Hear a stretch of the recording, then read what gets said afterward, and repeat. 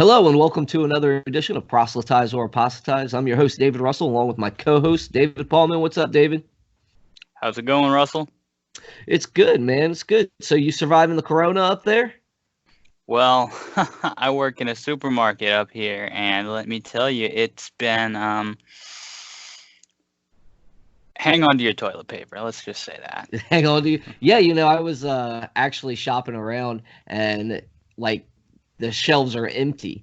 But more than that, Yeah. I'm actually only working 2 days a week because I work for the feds. I'm a contractor for the government, and they're only making us work 2 days and then paying us for their 40. So that's pretty cool. But yeah, it's crazy, man. I talked to my grandmother. She was born in 1933, and she was like, "I've never seen it like this before. The government shutting down like this before." So I was like, "Wow, that's some serious stuff." So, yeah, we didn't know the rapture was actually about toilet paper. The roll has been called up yonder. so you're up there in a supermarket and you're surviving pretty well. Yeah, they actually gave me the certificate today because the governor is shutting the state down. It's going into lockdown, so people can't come in, people can't go out, and they don't want people leaving their houses except people who are considered essential. So I got the certificate today to put in my car, and it says essential person, grocery store worker, that I put in my car, on the windshield, and so yeah, that way I don't get in trouble for being out in my car. It's crazy over here. Yeah, they said in California if you're caught without something like that, they're actually gonna charge you with a misdemeanor. Ouch. Crazy. Yeah. Yeah, so Yeah, that's true. it's some serious stuff going on here, but we're still doing the work of the kingdom. And another thing to note about you, David, is I saw that you joined the SEA. Can you tell us about it? I'm officially part of the Society of Evangelical Arminians now. Yeah, it's exciting. I like it. They're trying to get me to head up their own YouTube channel now because they've had it for about 4 years, but they haven't done anything with it. So, yeah, they know I do YouTube work. So, yeah, they got me and 2 other guys in the group. We might be heading up the Society of Evangelical Arminians YouTube channel and possibly doing a show over there. I want to call it Arminian Answers, but we'll see how that turns out. Nice. So you brought us an interview today because we're kind of jumping back to apologetics and doing stuff like that. So could you tell us a little bit about it? Yeah, well, today we're just going to be talking about advice for apologists, especially new apologists. And I knew who I wanted to bring on for this. I've wanted to bring James on for a while here. James is a friend of mine, and it's just been an encouragement to me, and so I appreciate him as a friend. He runs a Reasonable Faith chapter, and so yeah, welcome on the show, James. What would you like to tell us about yourself, sir? Yeah, my name is James. I'm 33. My birthday is in a week, which I'll probably be indoors, which kind of sucks. I'm married for 9 years. I have 2 kids. They're here with me right now because their school got shut down, so they're both in this room right now, kind of chilling. I just told them to be quiet. Yeah, I've probably been a Christian for close to 10 years too. I've been into apologetics shortly after I got saved. It's kind of interesting too because the person who got me to go to church showed me a 3-minute YouTube clip of this guy named Ravi Zacharias. He was on some talk show and he actually proved the existence of God in 3 minutes. And I remember saying that and I was just blown away. I was like, are you serious? I just thought this was just all about faith and, trust. And, I didn't know that you can actually prove God in any meaningful sense. And so ever since then, it's kind of just snowballed. I started to watch his other videos. It got to the point where I watched all his lectures. I was kind of just searching for more content. And then before I knew it, I was kind of watching his colleagues' videos like John Lennox. And then eventually I came to this debate video, which is kind of interesting. May not have been the best debate to actually go into for the first time. It was actually the one in Mexico City. It was a 3-on-3, had Bill Craig and 2 others, and the other side had Richard Dawkins and Michael Shermer, and it was kind of silly. It was actually in a boxing ring, and then they were debating back and forth, and yeah, I guess from then it kind of just really snowballed, and then before I knew it, I was a apologetic junkie. But yeah, that's kind of how I entered this apologetic scene. But yeah. Well, it's great to have you on. Yeah, we're just going to give you some time here to make a little bit of your presentation, I guess, of why apologetics is important, and especially for newer apologists, what are the do's and what are the don'ts of apologetics? And then, after however long that takes you, we'll just hit you with some questions and some typical objections to doing apologetics and stuff. And yeah, we'll just have a little informal conversation after that. But yeah, just give us your best case. Why apologetics? Okay, well, I probably should maybe give a definition before I start, just in case there's people who are unfamiliar. But pretty much it's providing a rational justification for the truth claims of the Christian faith, or in more layman's terms, a defense of the faith, which could be done in an offensive way as well as a defensive way. So you can try to, in like an offensive way, you could try to propagate the truth claims of Christianity and show why it's true. Then you can also have apologetics in a defensive way as well, where you try to nullify objections to the faith, which happens all the time. But yeah, I don't have like a big old speech or anything, but I had some points kind of written out, and I can just kind of just talk about them briefly. But yeah, I think apologetics is important not just to argue. I think a lot of people think that apologetics, it's just the act of arguing and bickering, and which, has been the case sometimes, especially on the internet, especially if you go to like the forums and you go to certain groups. It's literally just back and forth, just arguing. I feel like you're not really going anywhere.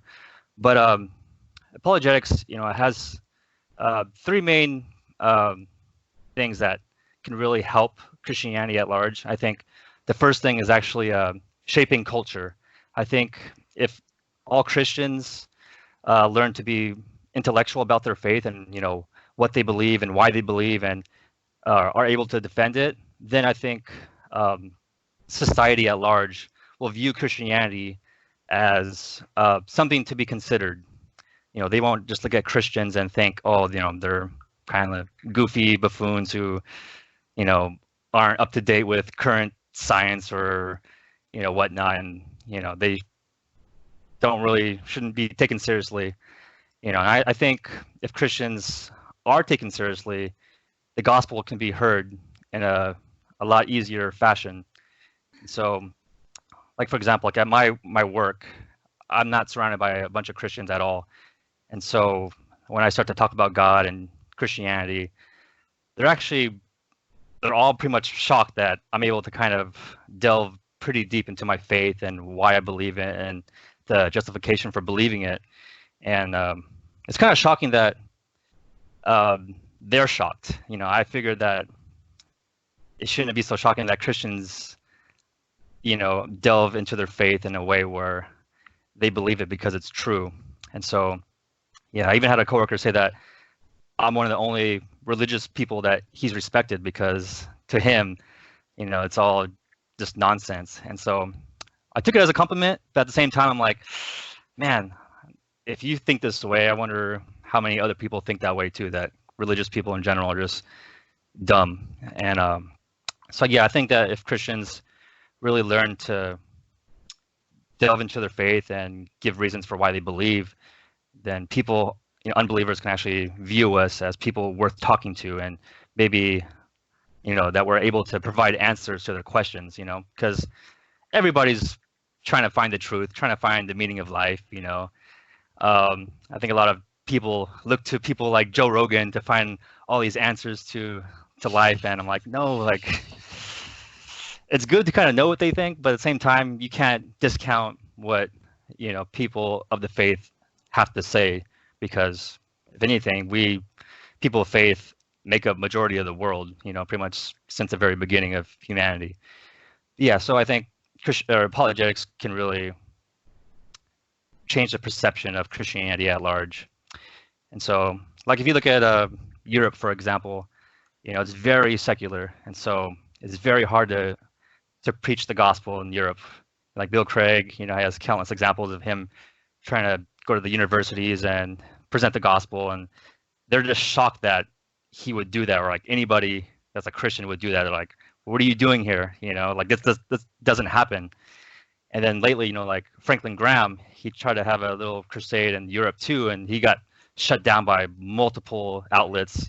And I think mainly for his view on LGBTQ, but at the same time, it's like, well, they won't even give him a chance to talk.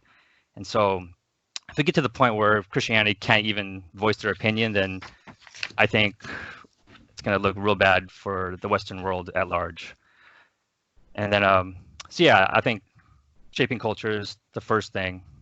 And I think the second point is winning unbelievers. And I think this is the main point. Like, we want to evangelize. We want to present the gospel. We're not trying to substitute the gospel with apologetics.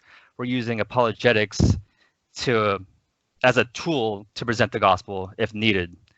So if we were talking to somebody about Jesus, oftentimes they're not a Christian because they have reasons for that. They might, think that God doesn't exist for some reason, or they might think religion is just man-made, or the Bible is untrustworthy. Like there's reasons why they're not a Christian in the first place. And so apologetics can help remove that barrier, so then the gospel could reach them much more effectively. And so, a lot of times you're not going to convert somebody on the spot using apologetics, but I think Greg Kokel put it nicely that apologetics could leave a pebble in their shoe, which kind of, puts a little something to think about for them to kind of, chew on. And I think that's good. A lot of times when you present arguments, it's not like a thing where it just changes somebody right away. It's something that you really have to think about. And I think if you present an atheist with good reasons to believe, then yeah, it's something that they'll hopefully consider and maybe change their view over time. And so, yeah, I think apologetics is also biblical. I think there's a lot of passages, especially like 1 Peter 3:15, for example. And the apostles too, like they actually used the act of apologetics to reach unbelievers, like Paul in Acts 17, for example, when he's on Mars Hill, persuading and lecturing and debating with the Stoic philosophers for multiple years. He was actually engaging and trying to reason with them. And that's just littered throughout the whole New Testament, is that they were trying to give reasons for why Christianity is true. Like if they're addressing a Jewish audience, for example, they might appeal to fulfilled prophecy or the miracles of Jesus or the resurrection. And then when they're talking to Gentiles, they might appeal to like natural theology, like the creation of the universe or the consciousness within us that convicts us. And then they also use like the eyewitness testimony too. So you can see that the apostles definitely use apologetics in their case to present the gospel of the kingdom. And so yeah, I think it's also good to kind of meet unbelievers where they're at. If you're going to talk to somebody who's very scientifically minded, you might want to appeal more to like the scientific evidences for God and kind of use that as a springboard to present the gospel. Or if you're talking to somebody who's into history, go that route. Or everybody's different. I think I like how Paul says he adapts to whatever audience he's going to. So if he's for the Gentiles, he acts like a Gentile. If he's with the Jewish, he acts like the Jewish. And so same with us and our friends and our family and our coworkers. There's different avenues.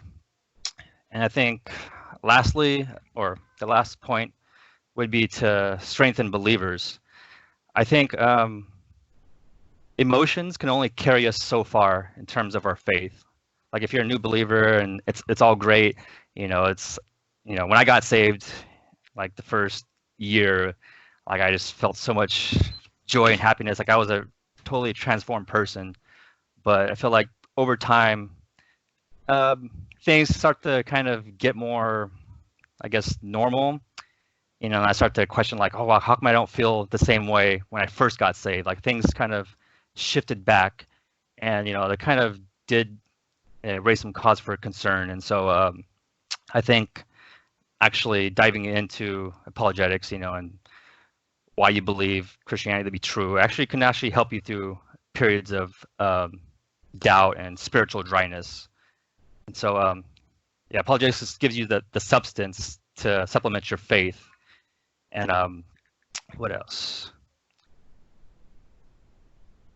Yeah, I think it also puts you in a position where if you ever have dialogue with friends or family or coworkers, you know, you don't have to be scared. You can be confident that whatever issues they bring up, you know, regarding God or religion or Christianity, that you could actually talk to the issue. You don't have to try to give little pat answers. Like, no, you can actually give answers worth listening to. And so I just think that as believers, apologetics just really makes us that much more deep and interesting and knowledgeable. Like before I became a Christian, honestly, I really didn't care about going to school. I didn't care about reading. I was just mostly concerned with playing video games, kind of just going out with friends, all that. It wasn't until I became a Christian that I actually started reading books on my own, like outside of, you know, required reading from school or anything. And so, you know, before I knew it, I've read more books in like the first year or two in my Christian walk than I've ever read in my first, you know, 20 years combined in my life. It's like I just started to love reading and to learning and to seeing what the intellectuals have to say. And so they also encouraged me to go back to school to get my theology degree, to get a certificate from Biola, to become a, you know, chapter director. Like it just makes me want to learn more. And so I think apologetics also has that effect on the Christians, that we seek learning, we seek knowledge, and it's awesome. Like I feel like so satisfied intellectually that I have a faith that's true and I can justify it. And so yeah, I think apologetics has that effect on us too. And I guess the last point I kind of want to just mention is that all Christians are apologists. You know, just like Bill Craig says, all Christians are theologians. Either you're a good theologian or a poor theologian. I think same with apologetics. You're either a poor apologist or a good apologist. And I think, frankly, a lot of Christians are just poor apologists. You know, when their kids come up to them and ask a question regarding the faith, how well can they answer their son or daughter who asked a question about the Bible or heaven or hell or stuff like that? So yeah, it's just good to be prepared. Even if you may not use it, it's good to just be prepared for the worst outcome. And so yeah, so I guess my mission too, I know all the apologists I know online like have different missions, and so my mission is to just get the average lay Christian or pastor just to kind of appreciate apologetics and maybe incorporate it into a church group, or to do something to kind of get people to look into their faith more and not just trust what the pastor says, but actually delve into it. You know, why do you believe Jesus rose from the dead? Or why do you think God exists apart from me telling you that he does? Or stuff like that. So I think my mission is just to teach apologetics to the layman. I'm not so much trying to like debate other Christians who've had PhDs. Like that's more of a mission for like David, for example. You know, I just want to get people on board to be on David's level at one point. So I guess that's just my goal. And I think those 3 points, you know, shaping culture, strengthening believers, and winning unbelievers is kind of my little spiel. But yeah, that's it. Your shirt doesn't have anything to do with your love of apologetics, does it? Nope. This is the Capturing Christianity exclusive shirt that came with a highlighter. But yeah.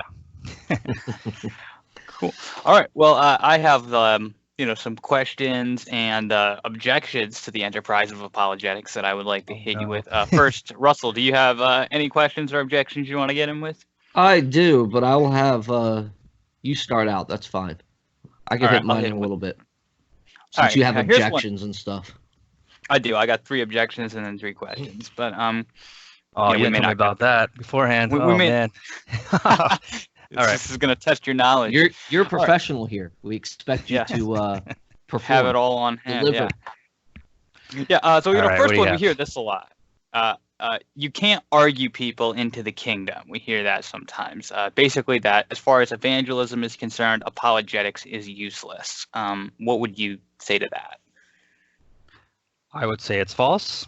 I think people like J.P. Moreland, who explicitly said, "I've been argued into the kingdom." I think people like C.S. Lewis were convinced, through the arguments to pursue his books. Sorry, one second. Yeah, thank you. Sorry. Yeah, That's people fine. like C.S. Lewis were persuaded by arguments. Lee Strobel, for example, persuaded by arguments. And these people end up selling tens of millions of copies of their books that would eventually, make millions of other Christians too. So, but yeah, if anything, if you don't believe arguments, or you can be won into the kingdom by arguments, then if anything, you should believe that arguments can strengthen your faith. But yeah, I believe you can be argued into the kingdom. And Bill Craig even says in his book that his testimonial section on his website is just filled with people who've actually, were agnostic or atheists who actually read his, his books like On Guard, Reasonable Faith, and actually became Christians because of it. And so I think God could use apologetics as a means to reach people. Some people just have intellectual doubts that have to be cleared away before the gospel can be fully attentive to them. So yeah, so some people, might have emotional doubts. Some people have intellectual doubts, and you just got to use whatever tools you have at your disposal. And I think apologetics is a good tool for evangelizing, whether you have to use it or not. But yeah, that's my little answer, I guess. Yeah, I think that's a good one. How about this? This is one that Doug from Pine Creek likes to use. He says, Paul says that the gospel is foolishness to the world, right? So what's the point of trying to sound rational? Doesn't the Bible itself just assume that unbelievers are going to think we're irrational with what we say? So what's the point of trying to look rational? I just think it just gives us credibility, especially in today's age. Obviously not just today's age, but Paul's age as well. But yeah, it just kind of gives us credibility. And if we don't seem rational, who's gonna take us seriously? Who's gonna want to hear us out? And so I think that we can use reason and logic to kind of be entry points for the gospel to be heard. And so I can't think of any reason why you wouldn't be reasonable in terms of your faith, especially since the apostles use reason and logic all the time to reach the audience. But yeah, well, I'm sorry. It's baffling to me that you wouldn't be reasonable in terms of your faith, But yeah, I think on the opposite, yeah, the cross is foolishness, especially when you first hear about it. It just seems so bizarre, like God became man and he died for our sins. That does seem pretty crazy. That's why we have to present it in a way where it actually makes sense that, it's yeah, maybe we are sinners and maybe we will be judged for our sins, or maybe there is a God, So yeah, I think rationality could turn what looks like foolishness into something that's credible. And so, yeah. Good.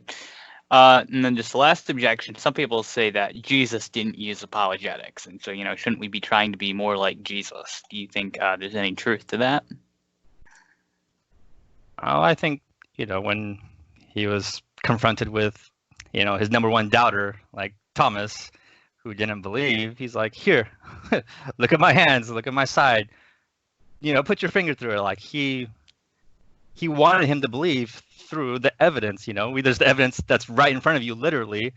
He didn't just say, just take my word for it. It's like, no, look here, and he's also said, blessed are those who also believe on the testimony of the apostolic witness too, that, here's our people who actually saw what happened, and the eyewitness testimony is evidence for why you should believe the claims that Jesus rose from the dead, And so, yeah, I think Jesus used it, and I think he used miracles too to provide evidence of his of his divinity too.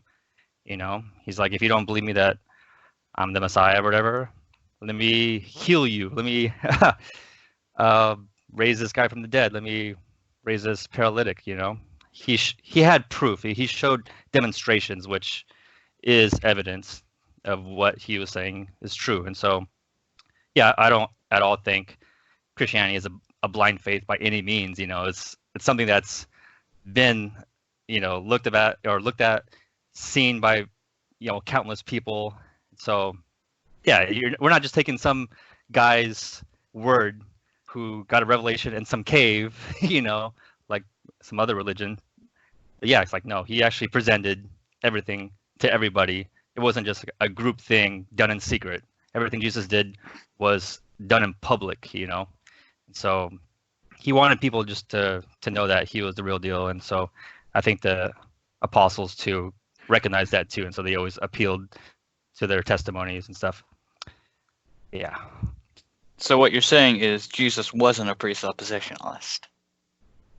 Oh, you had to go there, didn't you? Yeah, I wouldn't say he was. You knew I had to. You knew I had to bash presup a little bit. You had questions or objections or questions, Russell? I was gonna, yeah, I do have some. What do you think is the strongest argument against Christianity from an apologist standpoint?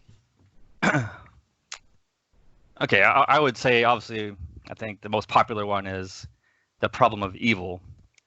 But I also think like divine hiddenness too is also a problem too, because some people just, they don't see God physically or see a direct, you know, something in the sky that says God exists, or, you know, something like that. Yeah, I think evil is definitely number one in most people's minds and hearts, and it's one that I think having a apologetic training is definitely a good tool to have when somebody objects to Christianity because of the evil and the coronavirus, for example. Like, you know, why would God, if there's a God, allow something like this to happen? And so I think having good training can say, like, you know, God may have morally sufficient reasons for allowing this, and, you know, we're not in a position to say that he's not. And so we can have arguments for this. And so it just doesn't cut out Christianity from the get-go. It's like, no, you can't just presuppose that there's no God because you see death and destruction all around us, which, you know, quite frankly, the Bible even says, you know, we live in an imperfect world. You should expect to see this. You know, it would be one thing if the Bible said things are perfect, you know, nothing's wrong, you know, then we can say like, okay, well, something's not right here. But the Bible says, no, when it's a fallen world, we have natural disasters, disease, plague, everything. The Bible's very explicit about that, and that we're all sinful. And I think what we see around us aligns with what the Bible has to say about it. And I think we definitely have hope that things will get better and things will actually, you know, in the new heavens and new earth, that things will be restored. And so, yeah, we have that hope too.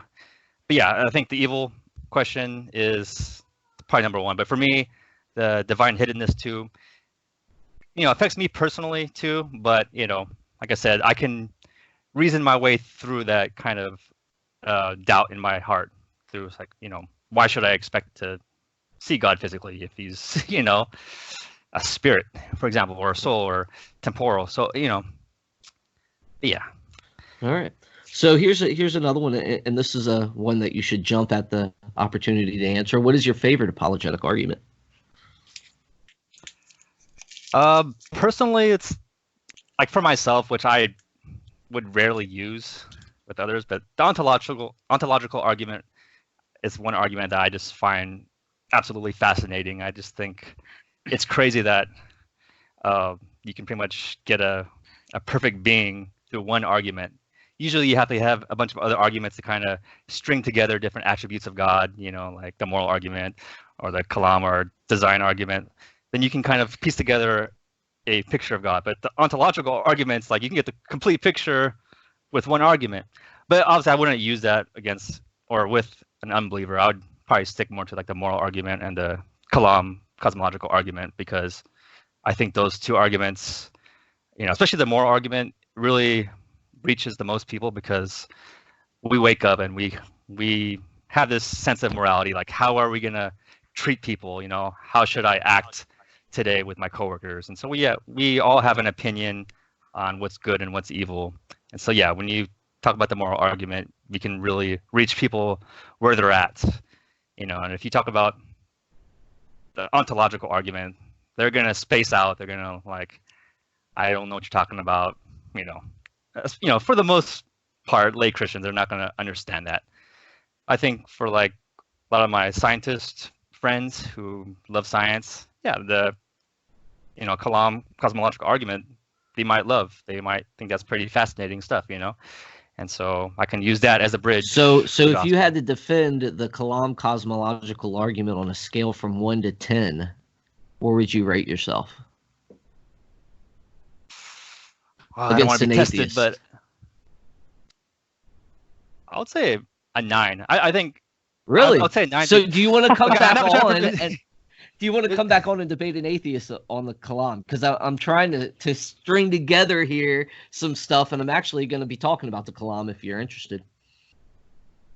Yeah, I'm not sure if I would be comfortable debating quite yet. I'm not that type of person, you know.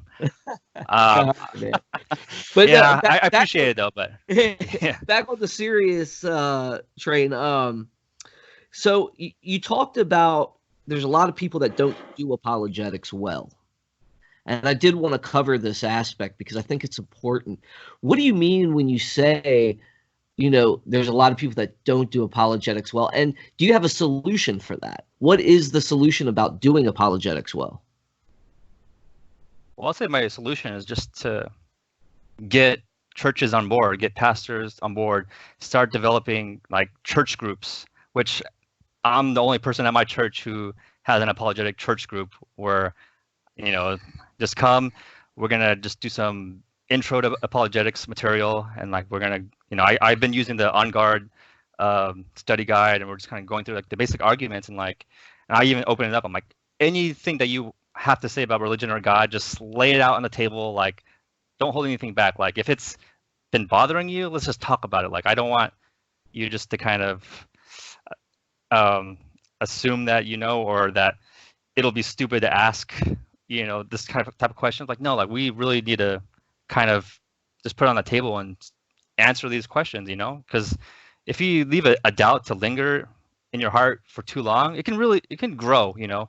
I think over time, you know, it will literally grow like a seed, you know, it'll start to grow to a plant gets to the point where, you know, it's kind of too big to manage, and then you start to really question why haven't you found the answer to that or whatnot. And so, yeah, for myself, I do like that church group, and you know, for the most part, I haven't had a whole lot of people join, but the people who have joined, for the most part, really like, you know, what they heard, and they were very surprised that, you know, people like Bill Craig would debate these on, you know, university campuses with audiences of literally thousands of people who are interested in these kind of topics. And so, yeah, like I said earlier in my intro speech, like that's my main goal, is just to get the church on board and to really think about this stuff, because things aren't getting easier for the Western culture, you know, like it's really not, especially when we start to think that science can answer everything, and that religious belief is just silly, and, you know, but yeah, I think we should start there with the church. So start with the church. So now we're past that. We're new apologists, right? So what would your tips be for those new apologists? Honestly, start out simple. Like, you know, there's like books like A Case for Faith, or A Case for a Creator, or Case for Christ, like stuff like that. Like the really easy, popular level books that could really act as a springboard, or even like C.S. Lewis's stuff too. Like those are some of the books that I read when I first became, you know, a believer too, and I was into apologetics, and they really, you know, kickstarted me. So obviously, not everybody is going to be fully into the historical arguments or the philosophical or science. We're all going to gravitate towards some sort of field that really kind of grips us, you know. And I think that's great too. And I think we also can't be the master of everything. And I think with apologetics, it's so broad that you can't be the master at all the different topics within apologetics. And so yeah, we just kind of at least know about what's on the table, and then focus on what really kind of grips you. And I suspect that many apologists or upcoming apologists would kind of want to look into the biblical case for the resurrection, and just because Jesus is the main figurehead. And for me personally, I like the more philosophical arguments for God's existence. That's why I like the ontological argument the most. And yeah, it really depends on the person. And yeah, plus, So find like something reading and too. stick with it, right? yeah, just find out, read the material, find out what catches you, and then go from there. And there's also a lot of DVDs and videos now. Like if you know who to follow, like Ravi Zacharias or Bill Craig, they offer so much content in terms of like answering questions, and like it's there's no excuse if you're not a book person. Here's some videos you can watch. Here's some Facebook stuff that you can engage in. Like we can just use all our resources that we have, and just there's no excuse. Yeah. You can even subscribe to Proselytize or Apostatize, right? Yes. Or I can say, check out David Paulman's channel for the best arguments. But yeah. You have any more for him, Go Russell? ahead, David. I'll let you take it from here. All right, these will be more just questions here. Well, what would you say a person should do if they get in a situation and somebody gives them an argument or something and they don't have an answer to it? Like something you just haven't studied, something you haven't heard of, or even worse, maybe if it's something that you have studied, sort of like, you were just starting to get some confidence, maybe in the Kalam or something, and somebody, they like, well, don't you know B theory of time refutes it or something? Just something you never even heard before, and you thought it was something that you had studied. Just what do you do when you don't know the answer? Yeah, I think that's a thing too, that a lot of apologists on the internet, they try to pretend like they know, which I think if we're dealing with unbelievers, like that really ruins your credibility if you try to pretend like you know something even though you don't. You try to find this answer, and it just comes out as garbage. Like if you really don't know the answer, just say, look, I don't fully know, but let me look into it more and get back to you. I think that way you don't have to look stupid trying to give an answer that you don't know, and that you're actually really interested in trying to find the truth and get back to them.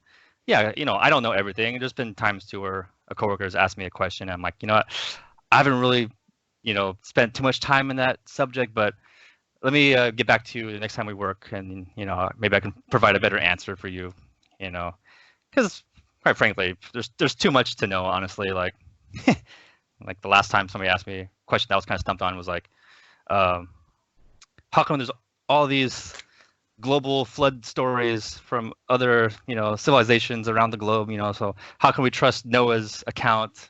And I was like, you know what, here's what I think now, but I haven't really looked into it, but let me get back to you on that, because I don't want to just pretend like I know the answer to why there's other flood stories. And then I was like, well, maybe there's some credibility to that. If there really was a global flood, you would expect to have multiple accounts of the flood, even if they have their own take on it too. But yeah, so I didn't pretend to like be an expert or anything, but yeah, I definitely did some more research. I even went to Answers in Genesis because they specialize in that, which I usually don't go to their ministry. But I got some good stuff from there. But yeah, so just don't pretend like you know if you really don't know, and just be honest. And if you're honest, that really shows through. A lot of times you can't BS people, and so yeah, there's no shame in not knowing all the answers at all times. But yeah, it's a good practice just to admit that you don't know and just go find out. Yeah. So it's an opportunity. Well, be honest, but then it's also an opportunity to learn something yourself. So yeah, I like that.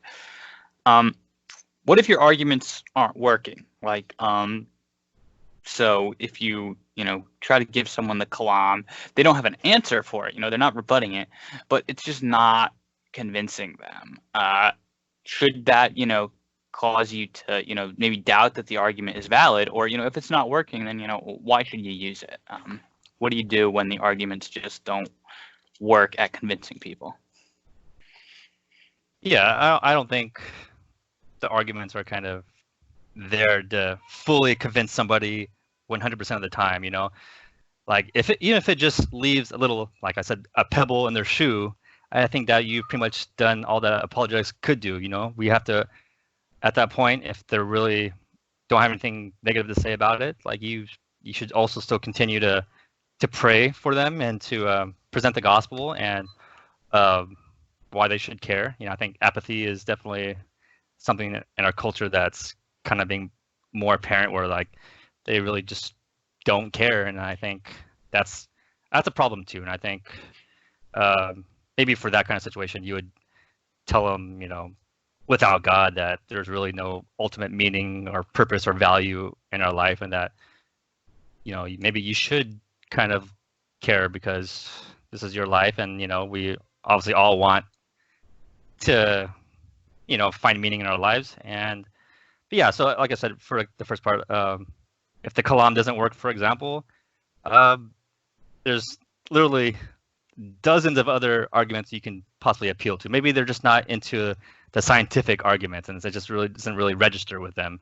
Yeah, then maybe move on to a different argument, see what they have to say, and then go from there. It's not like we're just stuck to one argument only. Like we literally have dozens. And I have that book, a dozen arguments for God's existence that we can use. But yeah, but ultimately, it's all about letting the Holy Spirit reach them. Also, we don't want to just use apologetics, but we also want to present the gospel. We just want to remove any hindrances whatsoever, because honestly, Jesus is the one that they should, find and accept as Lord and Savior. And so that's our main goal. Yeah. All right. Yeah, good answer there. And then I guess last question I have here is, what is the most important thing to keep in mind just as you're doing apologetics, or maybe you have a few different things, but I guess I already asked you for like tips, but what would you say is kind of like the number one thing that you just want to remember as you're making your case for the faith? I guess the main thing is that we're not trying to win arguments, we're trying to win people. And I think that's one thing that I've really learned to appreciate through Ravi Zacharias, is that he's always cared about the questioner and not just trying to answer the question. And so I think when people ask these questions, it's because it affects them in some way where that's just causing them doubt or hindrance. And so we should always look at the person as the goal, that we want them to know Jesus. Like that's the number one thing. Like I always tell my coworkers when we're start to kind of get a little heated in our mini debates, it's like, no, look, I'm not trying to win an argument. Like I just want you to see that I do care for you. Like I want to talk to you about this kind of stuff. If I didn't care, like honestly, like it means nothing to me to win an intellectual battle. Like that's I'm not an intellectual. I really just want you to see how good it is to know Jesus as your Lord and Savior. Like that's number one. Like anything else is just secondary. But the reason I use apologetics is so then I can try to make it easier for you to make that jump if you're considering it. So yeah, that should be the goal of all apologists, is the person and not trying to win arguments. Yeah. Well said. Well said. Zacharias is number one. But, yeah. All right, that was all I had on questions there. Russell, you have anything else you want to? Yeah, why don't we take the next, I guess, 10 minutes here and just have the informal discussion that you proposed. I think that would go well. I mean, there's like for example, David, let's tie this to the last question. For you, what is the main goal for you? He was saying that it's not about to win an argument. Think about the people. What is your idea? I agree with that. And even beyond that, I think there's a real importance of having people think correctly about things. Because as I look back over, what books have really influenced me, it hasn't been the ones that are packed with a lot of information, or with a lot of evidences. Though those ones have been, kind of useful for, if you want to think of it kind of like a structure here. Those kind of like the information fills in the structure, but the books that have given me the structure that I build on, those have been the really important ones. I'm thinking of like Norman Geisler's book, Christian Apologetics. I don't really reference that book for the information in it. It's got some good information in it, but what's really important is that he goes right to the epistemic foundations and just helps you, to know where to start, how a basic structure for for a case for Christianity is going to look. And so what I enjoyed so much about that is that it just gave me a method for apologetics, just a way to think about it. Here's kind of a logical order. We start with the foundations, how do we know anything? We move from there to God's existence, to the possibility of miracles, to the reliability of the New Testament, to the resurrection of Christ. J. Warner Wallace's book, Cold Case Christianity, that just helped me to think about how to do a good historical investigation. Even though the information in the book, I think there are better books, if you want to look at the reliability of the New Testament.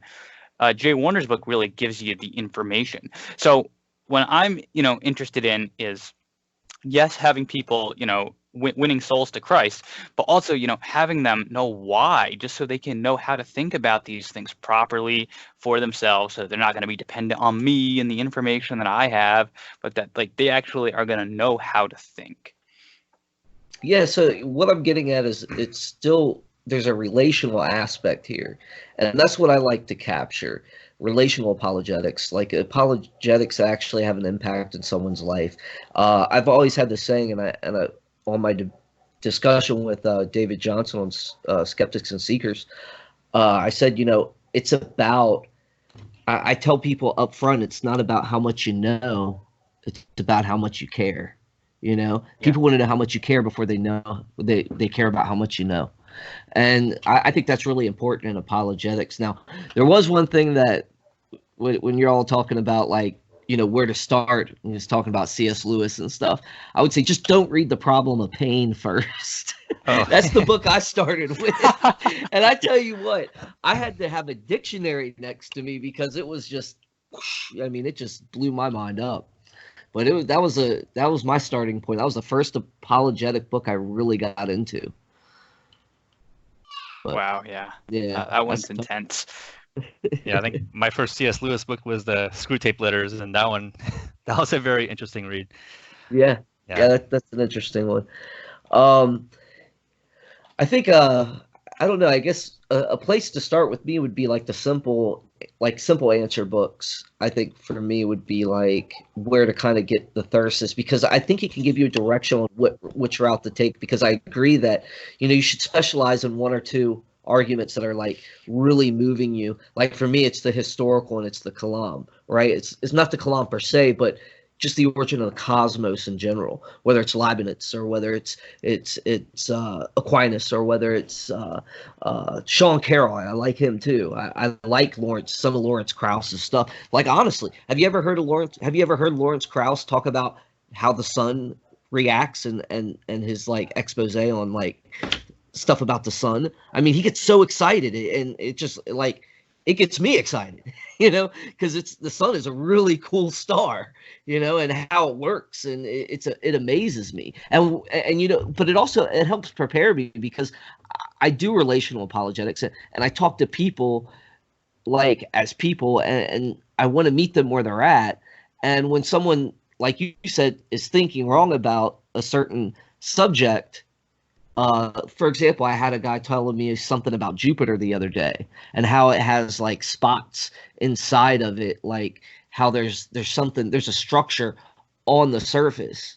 And if you know anything about Jupiter, we can't even send a probe to Jupiter because the gravitation like just tears whatever goes in there apart. And not only that, but there can be no structure on it because it's most likely liquid in there. It's probably a metallic liquid base. So, I mean, if you just know a little bit about certain things, you can engage that, but it's about picking a way to engage with that person. And I've always had the Ravi method, which is the Jesus method, is ask questions. Yeah. You know, ask Yeah, I agree. questions. You know, and let them see it for themselves in a lot of ways. So Russell, what was your first debate then? Because I know James's was, I guess you said the 3-on-3 that Craig did with Dawkins. I know my first one. Well, my first one was Ken Ham versus Bill Nye, but that one doesn't count. Probably with Craig versus Hitchens. What was your favorite, or your not your favorite, but your first debate that you like, your first apologetic debate? Yeah, buddy, this is a long time ago. I probably started. Yeah, I test your had a memory, okay. man. So here's the thing.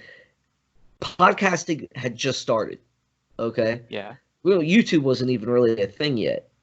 So I think the first thing that I really it was a series called Debating God. It was a podcast just put by a random person who took several different debates and just threw them on there. There was one between Ehrman and Lacona. No, Richard Carrier and Lacona. There was one with Craig and Atkins, I think. There's another one with um, who is it? Lennox and Dawkins. There's that one, the famous one. Uh, and I think there's a few more, but those are the ones I really remember. I remember when they did the debate with the boxing ring and Craig and them. I remember when that was like live. And then one of the obviously the biggest one was that really like I think solidified me in watching these things like all the time was Craig and Hitchens. But before that, it was always Ross and Ken Ham. I listened to them a lot as well. So I mean, I can't pinpoint exactly one that really shot it off for me, but those are like some of the most memorable ones. And then there was Dan Wallace and Ehrman too. That was fun. Yeah, I mean that's fair. You got a general, you got several there that were your firsts, or some of your firsts. Right, I had a group, and then of course I started listening to Unbelievable in 2007, and that opened up a lot of doors there. But I think if you want to look at it, if you want to look at debates in general, theological now, it was James White and the woman that wrote New Age versions. That was bashing all the New Age versions. You know what I'm talking about? Yep. And James I was White in the King crushed. James only movement, man. Yeah, and he crushed this lady on the King James only movement, and I was like, "Whoa, this is awesome!" And then I heard him debate the Bible Answer Man on Arminianism, and I just couldn't believe the words that came out of James White's mouth, and I kind of, I was just anyway. But yeah, so how about you? Yeah, to be fair, I was a James White fan at the very beginning. I don't like him so much anymore, but yeah, I have a couple of his debate DVDs too. Like the one I bought is the one on Jehovah's Witnesses. Oh like, yeah. Actually, that was actually a good debate. Like, because I actually was doing Bible study back in the day with a couple Jehovah's Witness friends, and like his arguments actually did come in handy. But yeah, everything else, not so much. Yeah, and that's the thing with James. Like, he does have his moments. I loved when he debated Dan Barker. I mean, he like Dan Barker was like, "You can't use my books to argue against me," and James was like, "What?" Basically, he's like, "I've never been in a debate where you can't use the person's own printed, published material that they have in circulation against them." So yeah, I mean, James has his moments, but yeah, few and far between. But yeah. Well, I never liked James White just because originally I was raised in a King James only family, and well, White is kind of like the #1 critic of King James onlyism. So yeah, I hated him back when I was King James only. My most favorable moment was like when I just abandoned King James onlyism, was just starting to get into apologetics. But then I learned he's a presuppositionalist and a Calvinist, and like I was watching some of his stuff, and I was just like, ew. Yeah, I've never really liked James White that much. So. Yeah. Okay, I Well, forgive you. this is not the bash on James White show. We did mention several other great apologies, and I think we captured this interview well with the fact that it's about people and getting people to Christ, and that's kind of like what apologetics is. It's about giving reasons. Maybe you may not win every argument, and I think that was said well. Go back and learn. So yeah, if I could put it all in a nutshell, I mean, it would be about the people you're engaging as well, and Yeah. about the answers you give and doing apologetics well by actually going back and doing the research and not letting apathy kill you. Because I struggle with apathy. I mean, that's something that I really struggle with, and it's hard for me to overcome that at times. So yeah, I feel that big time. Yeah, it is. You're always going to have to fine tune your apologetic to the person you're dealing with, which is actually one criticism of Frank Turek I agree with, is that like whenever he gets asked a question, he always has like a pre-recorded, not his old stuff, but his new stuff. Like now he just has a pre-recorded video that he answers the question with. And I think he loses a lot when he does that because, now he's not like addressing necessarily their specific question. And just a lot of times I feel like the questions don't get answered. So yeah, it is important to fine tune, the apologetic specifically to the person, because one, it's relation also. Go ahead. And it's hard. It's hard too because, like, for example, me and you want to talk about hell, but you know how long it's been since I've really engaged in that. And that's the hard thing is like, how do you go back after you're in, like, say I'm studying still in the cosmos and the planet, right? And you're trying to debate me on hell, and I'm like, you can't. Retention is a hard thing too, and you gotta, those things you gotta practice, and you can't be the jack of all trades. It's just That's can't true. happen. Yeah, you can't be the expert on everything. Yeah, yeah. But anyways, gentlemen, I think that's it for the day. So James, where can we get in touch with you at? I would say Facebook. I'm literally in most of the apologetics groups trolling people in the comment section. But yeah, I have my own little page. It's nothing big yet, but it's called Thrive Apologetics, which is based off my church, which is called Thrive Church. And so I kind of post videos every so often from there. But yeah, literally, I'm all around the apologetics scene in Facebook. Yeah, yeah, that's where you can find me. I don't have a Twitter. I don't really use Instagram. But yeah, that's where you can find me. Facebook's your thing. Yeah.